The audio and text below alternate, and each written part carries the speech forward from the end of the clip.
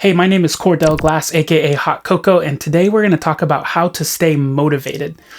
I don't really identify as like a motivational speaker or anything like that, but I have spent a lot of time studying the psychology of creativity and understanding how that plays a role in our well-being and how to do it in a way that just makes your body and your mind and your life feel really great. And a huge part of that is being motivated enough to engage in the creative process. So today I'm going to break that down for you and help you start to figure out if you're unmotivated, where that problem is, and how to start to move yourself towards loving engaging in the creative process.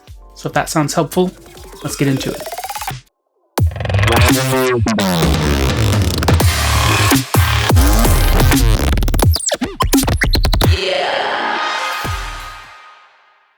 So first of all, if you're not feeling motivated, you're likely feeling one of two poles, one of two different sides of a coin. One side is what we call boredom, where you're just not motivated because it's just not really fun to do.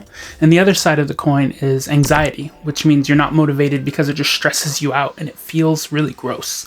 Both of these things are really different, but they have a similar underlying foundation that just keeps you from wanting to create. If you anticipate it's going to be boring or make you anxious, even if it's on like a physical level, not a mental level, if your body thinks it's not going to be fun, you'll be really unmotivated to work. Now, if you've been able to avoid either of these things at any point, then you're getting into what we call flow. That's when you're fully absorbed in the activity that you're doing, and importantly, your challenge is matched with your skill. And when that happens, you're not bored and you're not anxious. You're in this sweet spot that just feels great. And your body also remembers this. So if you're ever really interested in engaging in a creative process, you're like, I can't wait to get in there and mess around. That means you're anticipating getting into flow. If you're ever unmotivated, although it sounds pretty simple, it just means that you're not in flow, or at least you're not anticipating getting into flow. So the first thing you need to do is figure out which side of this spectrum you're on. You're going to use your body and your feelings to figure this out. You need to be able to feel the difference between boredom and anxiety. Now, boredom and anxiety have a whole bunch of different flavors and textures that could appear when you're working. You could be kind of bored, you can be a little bored, you can be super deadly bored, and everything in between. Same with anxiety. It can just be a little uncomfortable, like I don't really feel like it. Or it could really you're sweating and your heart is pounding and you're like, I can't do this. Both of those things are extremes, going to one side or the other. If you can balance your challenges with your skill, you'll be able to avoid both of those extremes and dial in this flow experience where it just unfolds naturally and you're excited to do it, most of all. That's where the motivation is going to come from. So let's get into how to find the right challenges for you so that you're not anxious and you're not bored. You're finding that sweet spot. So it doesn't matter what activity you're doing, whether it's music or visual arts or architecture or dance or anything at all, you're going to have some form of comfort zone. The size of this comfort zone will depend on how much experience you have. So if you're really, really new, you'll have a tiny little amount of things that make you comfortable. And if you're very experienced, there's a lot of things around which you're comfortable. But everyone is going to have some form of comfort zone. Now, your curiosity is actually what gets you to move away from this comfort zone. If you want to get into flow, you need to be curious about something.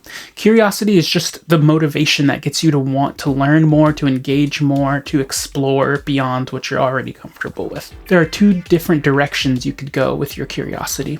One is across curiosity. So this is when you're bouncing around different subjects, different subject matter, different mediums, different ways to engage in your creative process. And a lot of people will do this when they get bored with something or anxious with something. They'll just move on to something new. But a lot of people will just do this just because it's fun to bounce around tons of different things, right? But there's another type of curiosity, which we can call within curiosity, and that's when you're going deeper and deeper and deeper into one specific subject. This is how you become an expert in anything. You're just constantly staying curious about this one particular thing and learning more and more and more and more about it until you're really, really deep down into it. Now, each of these is a process of challenge finding. This is what the whole video is about today, how to find the challenges that are really engaging to you. And everyone will have their own default behavior in terms of how to find challenges, and it usually lines up with one of these two. So if you ever start to feel bored or you start to feel anxious, some people will abandon the individual activity they're in and go to a completely different one. That's using your across curiosity to deal with getting more into flow. Other people will be avoidant of moving from topic to topic and will just stay within their one domain or their one medium or subject, and they'll just go deeper and deeper into it. Both of these are actually great for getting into flow. Each one has you start to figure out where you can start to find your challenges that make it way more interesting and engaging and motivating to actually engage in this activity. So the key here, if you go back to what I said about your body, is to figure out, are you feeling bored or are you feeling anxious? If you can figure out which one of those you're feeling, then you can start to mitigate that or move away from it so that you can get back into flow.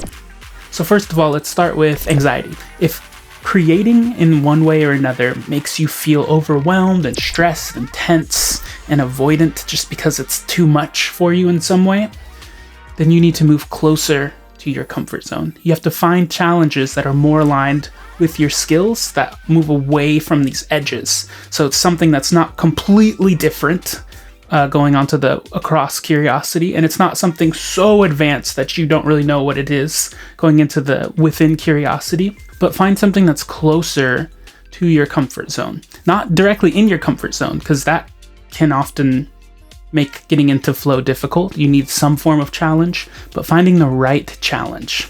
So I guess the direction would go like this. Pick whatever you're trying to create, engage in it enough to figure out whether you're anxious or bored. And if you are indeed anxious, move closer to your comfort zone. Find a smaller challenge that will align with having fun in your creative process. Now, if you're feeling bored, you're feeling listless, you sit down and you're like, okay, I've done this before, I get it, there's nothing else for me here. If that's what you're feeling, then you need to move further away from your comfort zone. That means you either need to go across curiosity and try a different medium or something that's tangential to your process, or add in new techniques and skills so that you're expanding your comfort zone across curiosity. Or you need to go deeper into your subject matter, learn more about it, gain more specific skills, learn more expertise within your medium or domain, and expand your comfort zone down into your within curiosity. Either one of those will start to help you find challenges that feel more intrinsically rewarding and that get you deeper into flow. Now, each one of these directions have their pros and cons. So if you go too far across curiosity, you'll never really have the expertise that you might wish you had or that others have. You'll be like a jack of all trades kind of thing, where you've got a ton of experience in many things, but it doesn't have a lot of depth, which some people love, but some people might find that to be a little uncomfortable. And the flip side of that, if you're only going into within curiosity, you might lack the breadth that helps with interdisciplinary challenges, or you might be unfamiliar with lots of different things and lots of different intricate complex skills that might complement your main medium. And so understanding within curiosity and across curiosity can help you find a nice balance so that your comfort zone isn't stretched super horizontal and it's not stretched super vertical either. You can get a nice rounded comfort zone by making sure you prioritize both of those. A lot of people don't realize that you absolutely can use one curiosity and then use the other. Just because you're a super expert in one subject does not mean that you can't move across different mediums. It's the same process of finding new challenges within your medium. You can find new challenges across different mediums. Same thing if you feel like you've bounced around lots of different mediums and subjects and skills, but you feel like you can't become an expert or buckle down or stick to one thing. It's just not true. You can use that same process of finding new challenges from across the different mediums and find new challenges within one specific medium. Keep finding flow within that one thing.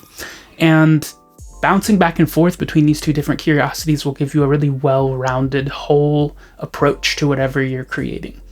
And it's also a great way to find challenges because you double the amount of challenges that you can find. You can find more challenges within your domain and more challenges across different domains.